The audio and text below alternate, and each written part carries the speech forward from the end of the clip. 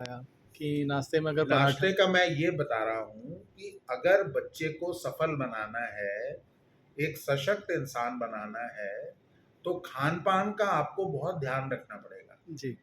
अगर बच्चे को आप पराठा, पूड़ी, चावल खिला के भेजोगे या वो खाएगा, तो उसके बाद नींद आना स्वाभाविक है। हुँ, हुँ। ये चीज़ें पेरेंट्स को पता होनी चाहिए और आइडियली क्लास शुरू होने से 2 घंटा पहले उसको नाश्ता करना चाहिए, ताकि उसकी ऊर्जा उसको क्लास में मिले। अच्छा, लेकिन आजकल ऊर स्कूलिंग जो है सुबह 7 बजे से शुरू हो जाती है, तो 2 मैं घंटे सिर्फ का। आइडियल की बात कर रहा हूँ जी। कि जितना पहले अगर खिला दें तो अच्छा है। अब जैसे आजकल मैं देखता हूँ बच्चे कुछ नाश्ता करके ही नहीं जाते हैं। हुँ, अब आपने इंजन स्टार्ट ही नहीं करा है तो गाड़ी कैसे चलेगी? हुँ, हुँ। और अब जैसे आइडियल तो है कि भाई फ्रूट खिलाइए आप, जी। लेकिन ये सब करने के लिए घर में माँ-बाप को भी उसी तरह का खाना खाना पड़ेगा। हुँ, अगर आप बच्चे को शुरू से ही सलाद खिलाएं, फ्रूट खिलाएं, तो उसको भी आदत पड़ जाएगी। हुँ, हुँ। हम दोनों आदत तो उसको डाली नहीं है। हम खुद खाते हैं कुछ और उसको खिलाते हैं कुछ और। जी। अच्छा, यही बच्चा बड़े होके जब ऑफिस जाता है तो जैसा नाश्ता करके जाता है, फिर वो ऑफिस में सोता है। हुँ, हुँ। अच्छा, ऑफिस के काम में उसका मन भी नहीं लगता। तो ये एक ब्यूटीफुल रेसिपी है जैसे अक्रेता की, हाँ। कि हम कुछ करेंगे नहीं या हम कुछ करने में सक्षम नहीं है। हुँ, हुँ। ये ये हो रहा है हमारे यहाँ अनभिज्ञता की वजह से। हुँ। तो अच्छा, आपने कहा कि आईक्यू जो टेस्ट करने का तरीका है, वो किस एज से होना चाहिए? शुरू में भी हो सकता है, लेकिन से 90-10वें में अगर हो जाए तो ठीक है। तो क्या कोई उसका कोई डिवाइस है या कोई फ़ॉर्मूला है? अरे भाई, उसकी एक क्वेश्चनेयर है अच्छा, तो क्वेश्चनायर कोई प्रॉपर। एक्सपर्ट ही करता है कि और क्या? कोई और भी कर नहीं सकता नहीं, है? एक्सपर्ट ही करेगा। जी। एक्सपर्ट करेगा और सब जगह ऐसे एक्सपर्ट्स हैं। हुँ। आज मैं इतना लोगों से कह रहा हूँ कि हमारे जो इतने महंगे जो जो एजुकेशनल इंस्टीट्यूशंस हैं, जी। उनको ये काम देना चाहिए। आपने कहा 8वीं साल यानी 8 साल से ऊपर के जो बच्चे हैं, उनका आईक्यू टेस्ट किया जा सकता है। 8 साल नहीं, हाँ। मैंने कहा 8th 9th 10th में अगर चला जाए बच्चा तो अच्छा, वहाँ पे क्लास। क्वेश्चनेयर कर सकता है। जी, जी। तो क्या किस तरह से मान लीजिए 8th क्लास का बच्चा है, तो हम किस तरह के क्वेश्चनायर बनाते हैं? क्या रहता है अरे, उसमें? हम बनाते नहीं है, बने हुए हैं। अच्छा, तो वो वो अगर कहीं कोई लेना चाहे, देखना चाहे तो कैसे? देख देख सकते हैं आप, उसमें नेट पे जाके देख लीजिए, सैंपल आईक्यू क्वेश्चनेयर अच्छा, मिल जाएगा। लेकिन ज़्यादातर इस सिस्टम में तो है नहीं, इस तरह का अरे आईक्यू टेस्ट भाई, का कुछ है आजकल जो नहीं। प्राइवेट एजुकेशनल कंसल्टेंट्स हैं वो यही सब तो कर रहे हैं। हुँ, हुँ। तभी तो वो पर बच्चा 10,000 रुपए लेते हैं। हुँ, हुँ। अच्छा, एक बात और आपने कही कि यूनिवर्सिटीज़ में 2-2 ढाई-ढाई लाख रुपए सैलरी पाने वाले हैं। फिर वो किस तरह से पढ़ाते हैं कि उन बच्चों को जाके कोचिंग में पढ़ना पड़ता है? नहीं, मैं ये कह रहा हूँ कि आज हमारे देश में प्राइमरी एजुकेशन जो सबसे इम्पोर्टेंट है, उसमें सबसे खराब मटेरियल के लोग हैं। जी। फिर आप हायर एजुकेशन में जब आते हैं, क्योंकि हम अभी भी रटने वाली शिक्षा को प्रमोट कर रहे हैं, हुँ, हुँ। तो उस लेवल पे पहुंच के अगर अच्छी तरह से शिक्षा दी जाए, जी, तो हमारे बच्चों को कोचिंग में क्यों जाना चाहिए? जी। शिक्षक का सिर्फ एक काम है, अपने सब्जेक्ट में उत्सुकता पैदा करना। जी, और कोई काम नहीं है शिक्षक का, बाकी काम बच्चे कर लेंगे। बिल्कुल। बच्चे जहाँ जहाँ उत्सुक हैं वहाँ सीख ही लेते हैं। आज छोटे छोटे बच्चे मोबाइल चला रहे हैं, क्यों? Hmm, because they are curious. Curious, बिल्कुल। हमारा काम है सिर्फ लोगों को क्यूरियस बनाना, हुँ, हुँ। वो रास्ता अपने आप ढूंढ लेंगे। बिल्कुल। तो एक थिंकिंग परसेप्शन बदलना होगा, हमें अपनी सोच को बदलना होगा। बच्चा आपकी धर्मशाला में सिर्फ 18 साल के लिए आया है, हुँ, हुँ। उसके बाद वो अपनी धर्मशाला बनाएगा। जी। बच्चा हमारा नहीं है, हमारे पास एक धरोहर है, हमने हुँ, उसको अपना कहना शुरू कर दिया है। हुँ, हुँ। हर चीज में दखल करते हैं, उसको एक इन्वेस्टमेंट की तरह पालते हैं। हुँ, हुँ। हाँ, हाँ। लोग कहते हैं साहब आजकल के बच्चे को सुनते नहीं है, फला नहीं करते, इसलिए नहीं करते, वो सब तरफ देख रहे हैं बाजारीकरण को। हुँ, हुँ। हर व्यक्ति सामान इकट्ठा कर रहा है, चाहे उस पर पैसा है या नहीं है, उस इंस्टॉलमेंट पे सामान ले रहा है, दहेज ले रहा है। एक एक बहुत ही तूफानी वातावरण में हम लोग रह रहे हैं और हमने तैयारी नहीं करी है इस माहौल में रहने की। हुँ, हुँ। और यही वजह है डिप्रेशन की। आज एंजाइटी, डिप्रेशन, सुसाइड ये जो हो रहे हैं, क्यों हो रहे हैं? बच्चों पे प्रेशर तो है, लेकिन उनके पास कंसंट्रेशन नहीं है। हुँ, हुँ। पार्ट टाइम एफर्ट से फुल टाइम सक्सेस नहीं कर सकते आप। अगर आपको कैंसर है तो डॉक्टर कभी तो बताएगा कि भाई आपको कैंसर हो गया है। हर समय कैसे कहते रहे कि फुंसी हो गई है, ऐसा नहीं है।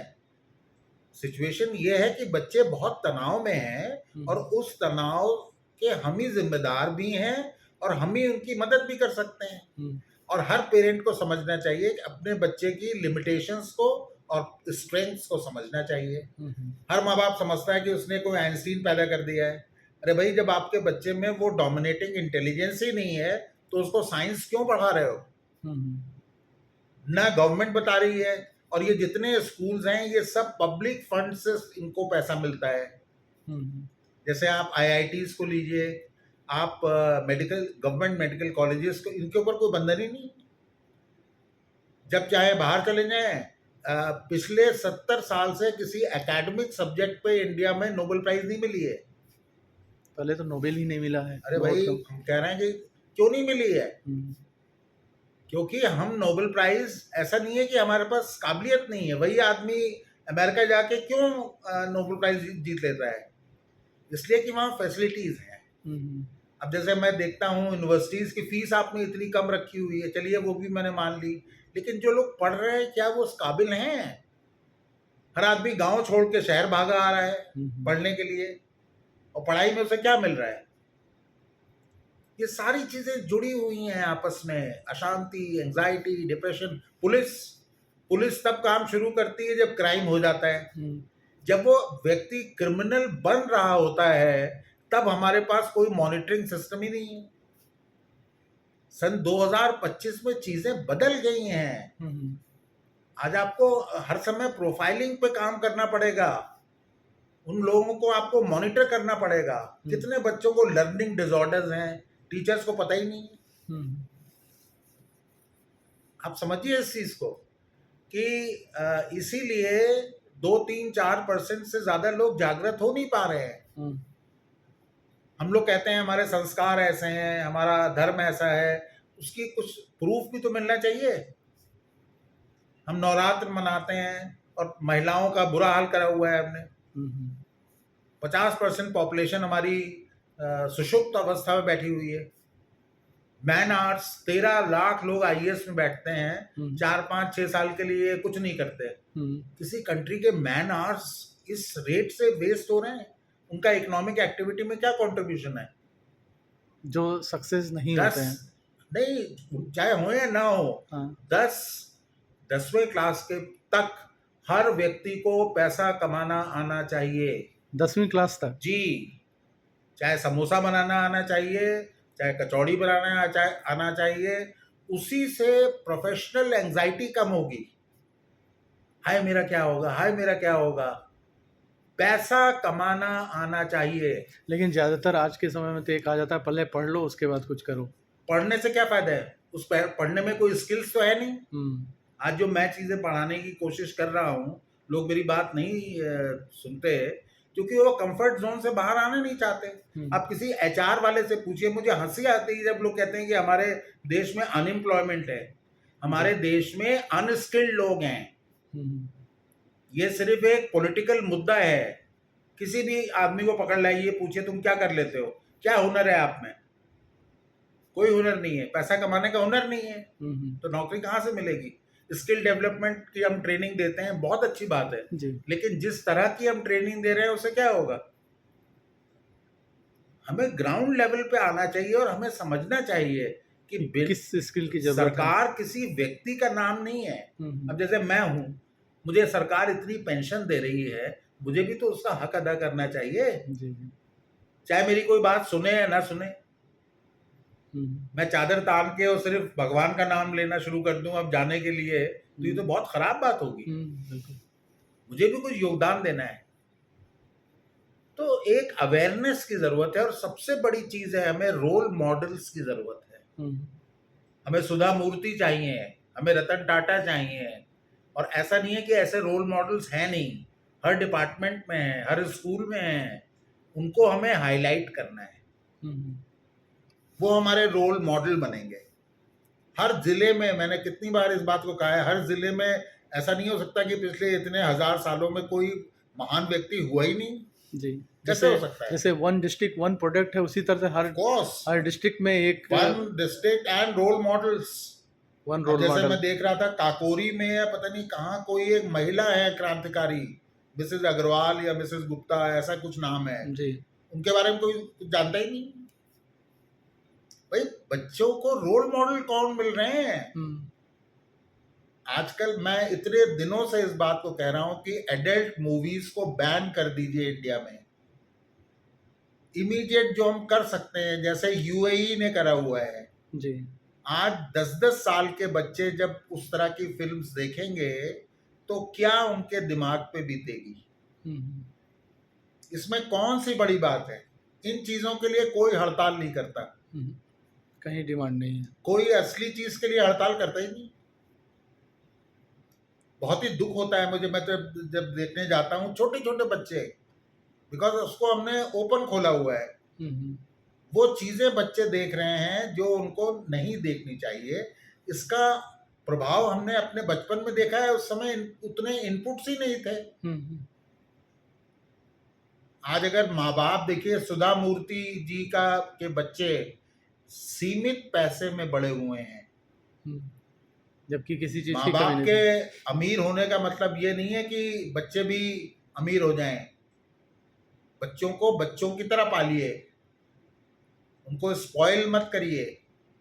आज जो बच्चे जरा जरा सी बात पे सुसाइड कर रहे हैं, अभी मैंने देखा ऑस्ट्रेलिया ने 16 साल से पहले स्क्रीन एडिक्शन को खत्म कर दिया, स्क्रीन व्यूइंग को खत्म कर दिया है। जी।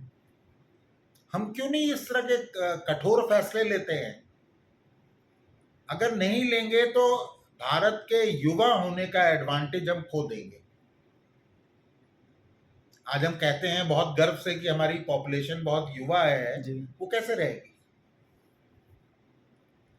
इस हमें पिक एंड चूज करना चाहिए। हमारे देश को 5200 आईएएस ऑफिसर्स रूल करते हैं, गवर्न करते हैं, 140 करोड़ को। एक एक व्यक्ति नगीना होना चाहिए, पूरे सिस्टम ऑफ रिक्रूटमेंट को चेंज होना चाहिए, तब हमें वो क्वालिटी मिलेगी।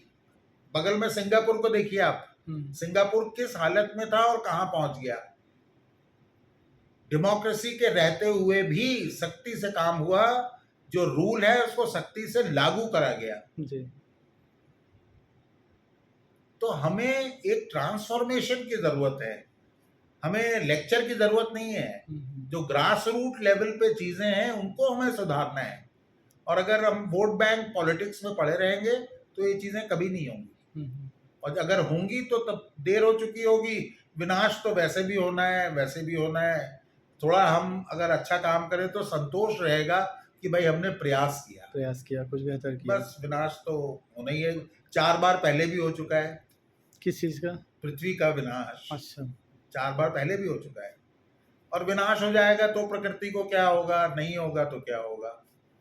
बस हमें खुशी मिलेगी, संतोष मिलेगा कि हमने कुछ अच्छा काम किया, बस। तो आज हर व्यक्ति को एक जिम्मेदारी उठानी पड़ेगी। एक दूसरे, मुझे जब मैं डिबेट्स देखता हूँ आजकल टीवी पे, एक दूसरे के ऊपर को मारे डाल रहे हैं, इससे क्या फायदा है? किसको नुकसान पहुंचा रहे हैं हम? जी। जो ग्रास रूट लेवल है, 16.5 करोड़ लोग आज भी गरीबी रेखा के नीचे हैं, ऑफिशियल डेटा से। तो हमें इन चीजों का ध्यान देना है, और इसमें मीडिया एक बहुत बड़ा रोल प्ले करेगी। समय समय पे जो रोल मॉडल्स हैं उनको हाईलाइट करिए। जी। जी। उन चीजों को जब आप पेपर पढ़ते हैं तो लगता है सब कुछ देश में बुरा ही हो रहा है। बिल्कुल। आपने एक बड़ी बात कही कि जो one district one role model, इस चीज को लाना चाहिए। बिल्कुल, अगर उसमें ज्यादा रोल मॉडल ने ज्यादा लाइए, जैसे बाराबंकी है, नौशाद बाराबंकी के हैं। जी। लेकिन ज्यादातर ये रोल मॉडल आते हैं, रोल मॉडल ना होकर वो पॉलिटिकल मॉडल हो जाते हैं। वही हम कह रहे हैं ना कि आप जैसे किसी समय में किसी ने कहा था, शायद ऋषि कपूर ने कहा था जी। कि बॉम्बे की ज्यादातर सड़कें जैसे राज कपूर रोड, फला रोड, इस तरह के लोगों के ऊपर होनी चाहिए, तो उससे वहां के लोगों में भी जोश आता है, जोश आएगा, एक कनेक्शन बनेगा उनका। ये चीजें हम लोग नहीं समझ पाते हैं कि जो हम बार बार देखते हैं वो हमारे दिमाग में घर करता है। तभी तो हमें समय समय पे ऐड दिखाए जाते हैं, जी। इतने महंगे ऐड कि आज जब व्यक्ति पेप्सी पी लेता है तब वो अपने को शाहरुख खान के साथ रिलेट कर पाता है। ये क्यों हो रहा है? दिस इज, ये एक आदमी का ब्रेन चेंज किया जा रहा है ना, जी, ब्रेन वॉशिंग, और क्या है, यही है। जी। तो ये अब इसी तरह से शादी है, अब इसके बारे में भी हम लोग कभी बात करेंगे जी, जी। कि आज शादियां इतना खराब क्यों हो रही हैं, इतनी टॉक्सिक क्यों हो रही हैं। होना ही था। कई घटनाएं जब हो आप रही हैं। करेले के बीज बोएंगे तो सेब का फल कहाँ से निकलेगा? फैसला करना हमें आता ही नहीं, डिसीजन मेकिंग हमें किसी ने सिखाई नहीं, माँ बाप ने कभी प्रैक्टिस नहीं कराई हमारी, जी, जी। स्कूल में कभी हुई नहीं, तो हमारे फैसले एक से एक खतरनाक फैसले होंगे। बिल्कुल। तो ये स्किल हम सिखाना चाहते हैं, डिसीजन मेकिंग, लेटरल थिंकिंग, ये सब वो चीजें हैं जो आप इसके बिना कैसे रहोगे आप भाई। जी।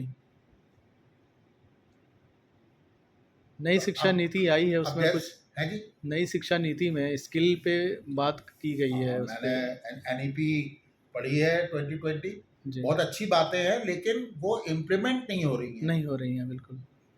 पेडागोजी को कोई चेंज करने को तैयार ही नहीं है। जी, जी। आज टीचर नहीं चाहिए, आज मेंटोर चाहिए। मेंटोर चाहिए, बिल्कुल।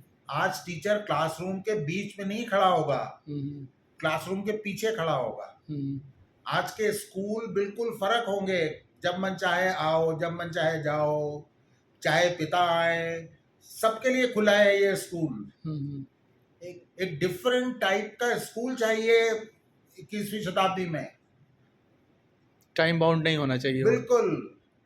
और हर हर हर डिपार्टमेंट में मैं जाता हूँ, लोग कहते हैं साहब अभी तो सिलेबस खत्म हो रहा है। अरे स्पून फीडिंग बंद करिए, बच्चे सब कर लेंगे। हुँ। उनको मजा आना चाहिए, कुछ उद्देश्य होना चाहिए उनका क्लास में आने का। जी, जी।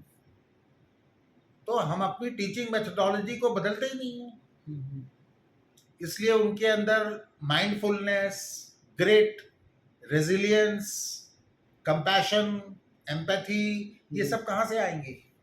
आप क्या उनकी कोई ट्रेनिंग दे रहे हैं? हुँ। जैसे मैं सोशल वर्क डिपार्टमेंट में जाता हूँ बहुत जगह, मैं पूछता हूँ कि भाई आपने ये सब्जेक्ट चुना क्यों? जी।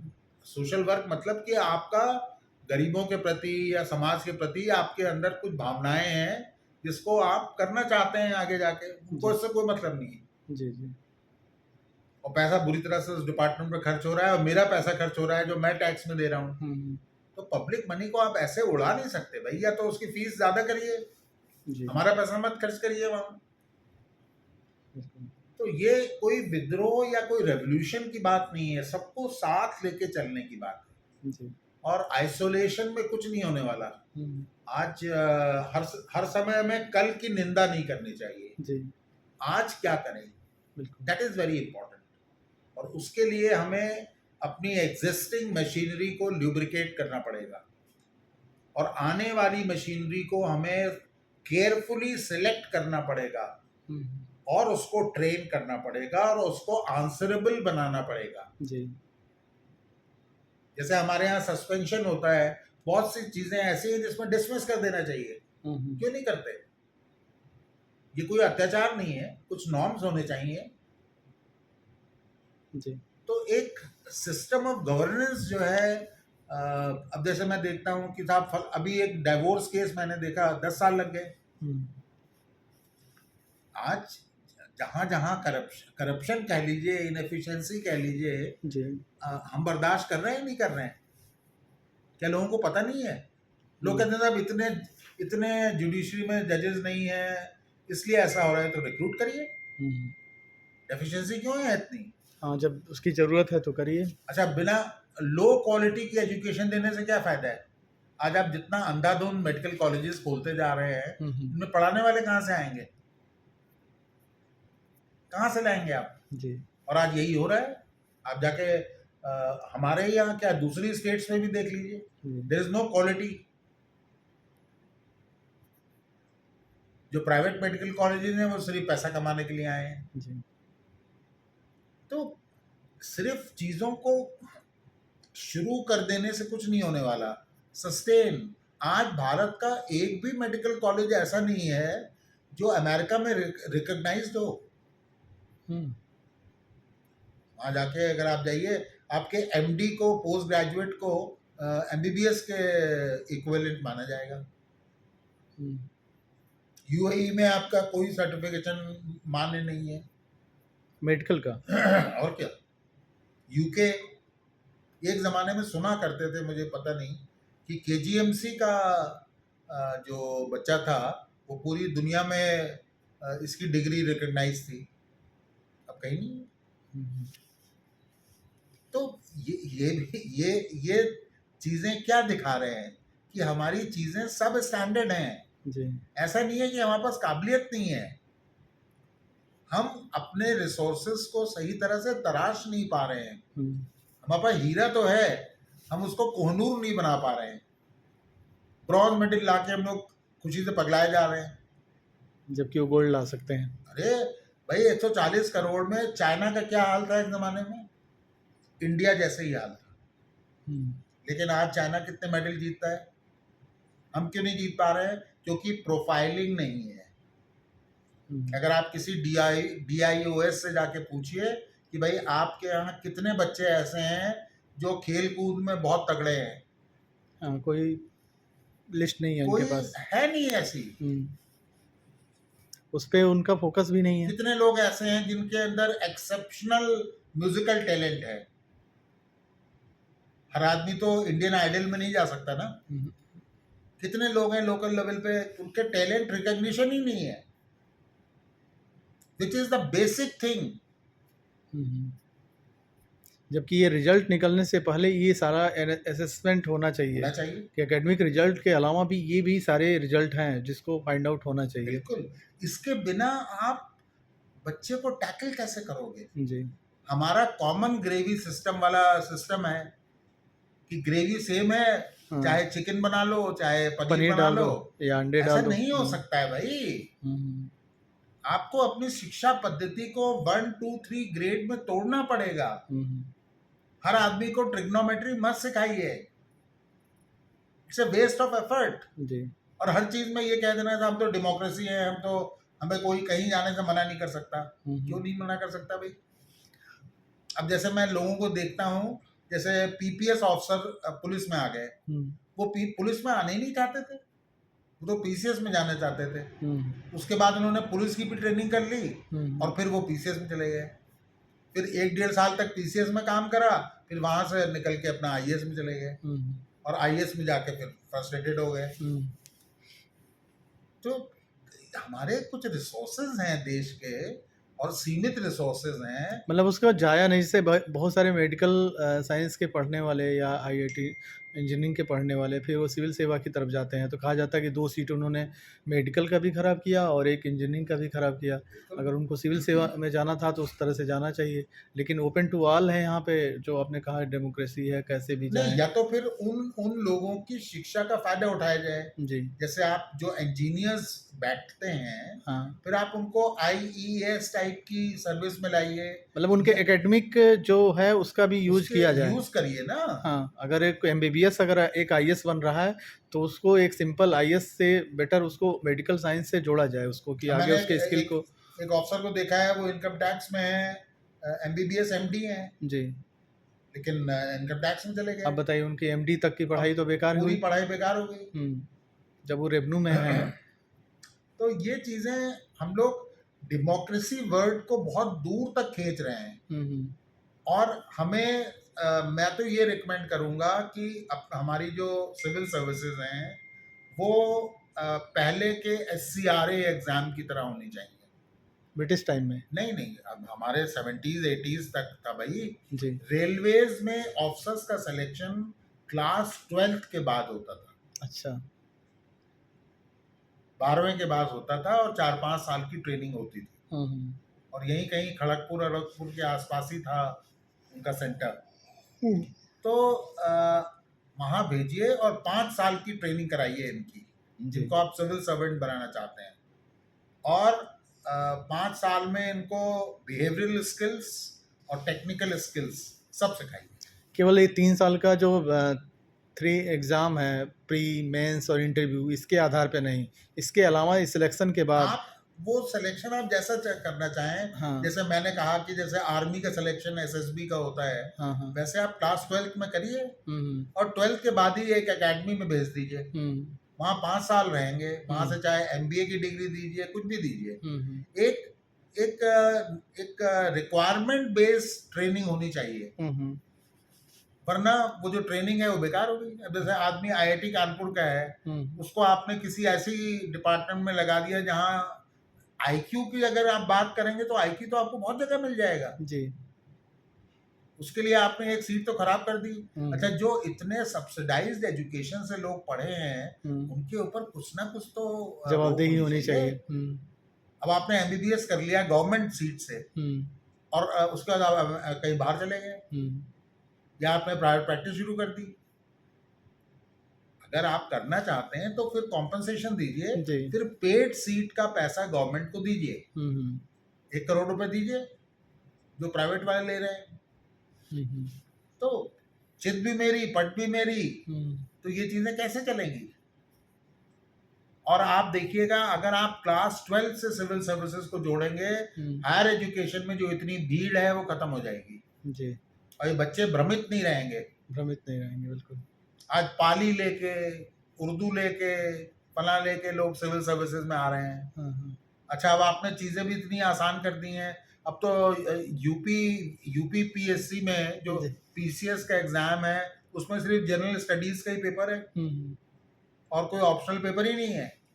और इंटरव्यू को तो कोई वेटेज ही नहीं है। हुँ। रिटेन में अगर आ गया तो हाँ, निकल ले जाएगा। वही चीज सिविल सर्विसेज में है। हुँ, हुँ, मुझे समझ नहीं आता कि इंटरव्यू को इतनी कम वेटेज क्यों है भाई, जो कि प्रूफ है साक्षात आपके सामने। हुँ, हुँ, कैसे इग्नोर कर सकते हैं आप इस चीज को? फिर आप कहते हैं साहब हमारे यहाँ ऑनेस्टी नहीं है, इंटेग्रिटी नहीं है, कैरेक्टर क्वालिटीज नहीं है, हुँ, बिकॉज न तो आपने टेस्ट करी और ना आपने ट्रेनिंग करी। जी, जी। ये है। तो ये एक हर चीज, और बात देखिए वहीं से शुरू होती है, शादी से। हुँ, हुँ, वहीं से सारी देश की समस्याएं घर की समस्याएं हैं। हुँ, हुँ, घर गंदे हैं इसलिए देश गंदा है। घर में अनभिज्ञता है, ओवर एम्बिशन है, तो हुँ, देश में भी ऐसे ही है। हुँ। सब कुछ आपको यहीं से मिलेगा। एक छोटी जो यूनिट है, अगर वो गड़बड़ है तो सारी चीज़ें उसका इम्पैक्ट आज दिखेगा मैं उसमें। देख रहा हूँ शादियां करोड़ों में जा रही हैं। हाँ, कोई पूछने वाला नहीं है कि ये इतना पैसा वाइट में आया कहाँ से। हुँ, मुझे इसमें एतराज नहीं है, बिकॉज एम्प्लॉयमेंट भी मिल रहा है, जी। लेकिन ब्लैक मनी कितना जनरेट हो रहा है, हुँ, कोई इसको चेक करने वाला नहीं है। जी, जी। तो हम लोगों को इस स्तर पे आके सोचना होगा, हुँ, हुँ, एटॉमिक लेवल पे सोचना होगा कि लोएस्ट लेवल पे क्या हो रहा है, जी। और क्या अगर आप गलत करेंगे तो आपको फिर सजा भुगतनी पड़ेगी। हुँ, हुँ, आज आप सिंगापुर में थूक के देख लीजिए। जी। लोग कहते हैं हम हर चीज का एक्सक्यूज देते हैं कि हमारी आबादी बहुत ज्यादा है। हुँ, हुँ, अरे भाई, आबादी ज्यादा है तो हमारे पास उस तरह की मशीनरी को डेवलप करिए। जी। कब तक रोते रहेंगे हम? आबादी को लेके कब तक बिल्कुल। रहेंगे? तो हमें डिफरेंट तरह की शिक्षा की जरूरत है। हर आदमी को हायर एजुकेशन में मत लाइए, जी, उसको पैसा कमाना सिखाइए। बिल्कुल। जैसे ऑस्ट्रेलिया में है, 13-14 साल में लड़का घर छोड़ देता है, हुँ, हुँ, खुद पैसा कमाता है। लाइफ स्किल्स उसको जीवन में अपने काम करते करते ही विकसित हो जाती हैं। हुँ, हुँ, हमारे यहाँ बच्चों को पैसा कमाना नहीं आता। और जैसे जैसे लॉन्जिविटी बढ़ रही है, ये बात मैं बार बार कहूंगा, उतने साल तक आपको इस इनकॉम्पिटेंस को झेलना पड़ेगा। अच्छा। आज इंडिया में कुछ समय के बाद बुजुर्ग होना एक श्राप बन जाएगा। आजकल मैं देखता हूँ पूरी पूरी कॉलोनी सन्नाटा है। बुजुर्ग होना श्राप बन जाएगा। और क्या, बन ही जाएगा भाई, बच्चे तो अमेरिका चले गए। हाँ, हाँ, बहुत सारे लोग हैं यहाँ भी हमने आजकल देखा। की मैरिजेस में हुँ, बच्चे माँ बाप के साथ रहना नहीं चाहते। हुँ, हुँ, हुँ, भाई, आज आपको ऑफिशियल रिस्पेक्ट नहीं मिलेगी ससुर होने की, ना। आपको अपनी इज्जत को पैदा करना पड़ेगा। हाँ, you have to earn it. Okay. कमाना पड़ेगा आपको, हुँ, तब वो लड़की आपकी इज्जत करेगी। तो आज हर लेवल पे एक परिवर्तन चाहिए, जिसको वेस्टर्न सोसाइटी में कहते हैं वूका। वूका एक एब्रीविएशन है। जी, जी।